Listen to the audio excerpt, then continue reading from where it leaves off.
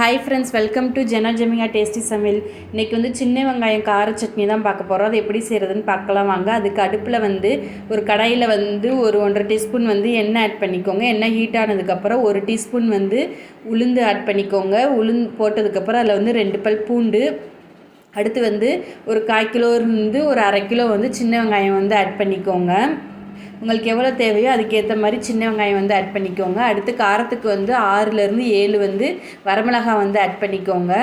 அடுத்து வந்து ஒரு சின்ன சைஸ் வந்து புளி வந்து ஆட் பண்ணிக்கோங்க. ஆட் பண்ணிவிட்டு இது எல்லாத்தையும் வந்து நல்லா வந்து கலந்து விடுங்க. உங்களுக்கு காரம் வந்து எவ்வளோ வேணுமோ அதுக்கேற்ற மாதிரி நீங்கள் வந்து மிளகாயை வந்து கூட குறைச்சோ வந்து நீங்கள் வந்து ஆட் பண்ணிக்கலாம்.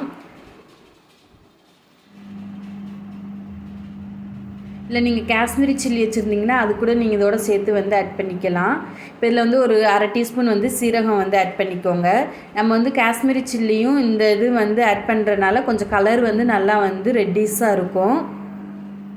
இங்கே காஷ்மீரி சில்லி ஆட் பண்ணுற மாதிரி இருந்துச்சுன்னா ஒரு 5 வரமிளகாயும் ஆட் பண்ணிவிட்டு ஒரு 3 வந்து காஷ்மீரி மிளகாய் வந்து ஆட் பண்ணிக்கோங்க. காரமும் கலரும் வந்து கரெக்டாக இருக்கும் உங்களுக்கு. இப்போ இந்த வந்து சட்னிக்கு தேவையான அளவு வந்து உப்பு வந்து ஆட் பண்ணிக்கோங்க. நான் வந்து இதில் வந்து ஒரு 1/2 டீஸ்பூன் வந்து கல் உப்பு வந்து ஆட் பண்ணியிருக்கேன். இப்போ எல்லாத்தையும் ஆட் பண்ணியாச்சு. இது எல்லாத்தையும் வந்து நல்லா வந்து வதக்கி விட்டுக்கோங்க. இந்த வெங்காயம் வந்து நல்லா ப்ரௌன் கலரில் வரணும். அது வரையும் வந்து நல்லா வந்து வதக்கி விட்டுக்கோங்க. வெங்காயம் வந்து கலர் ஆகிற வரையும் வந்து நல்லா வந்து வறுத்துக்கோங்க. பாருங்கள், இந்த மாதிரி இருக்கணும். இப்போ இதை ஆற வச்சு அரைச்சிக்கலாம். இப்போ அதே கடாயில் வந்து ஒரு 2 டீஸ்பூன் வந்து எண்ணெய் ஆட் பண்ணிவிட்டு அதில் வந்து 1/2 டீஸ்பூன் வந்து கடுகு உளுந்த பருப்பு, ஒரு கொத்து கருவேப்பிலையும் வந்து ஆட் பண்ணிக்கோங்க.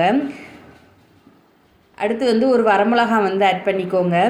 ஆட் பண்ணிவிட்டு நம்ம அரைச்சி வச்சுருக்க சட்னி வந்து இதில் வந்து ஆட் பண்ணிடலாம். தண்ணி வந்து அதிகமாக ஊற்றிட வேண்டாம்.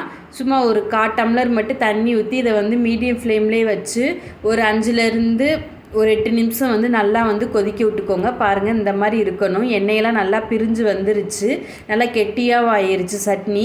இப்போ வந்து நம்மளுக்கு வந்து கார சட்னி வந்து ரெடி ஆயிடுச்சு. இந்த கார சட்னி வந்து நீங்கள் வந்து இட்லி, தோசை, இடியாப்பம், சப்பாத்தி எல்லாத்துக்குமே வந்து ரொம்ப நல்லாயிருக்கும். கண்டிப்பாக செஞ்சு பாருங்கள். அப்படியே வந்து எங்கள் ஜெனோ ஜெமிகா டேஸ்டி சமையலை வந்து சப்ஸ்கிரைப் பண்ணிக்கோங்க. லைக் பண்ணுங்கள், ஷேர் பண்ணுங்கள், கமெண்ட் பண்ணுங்கள். தேங்க்யூ.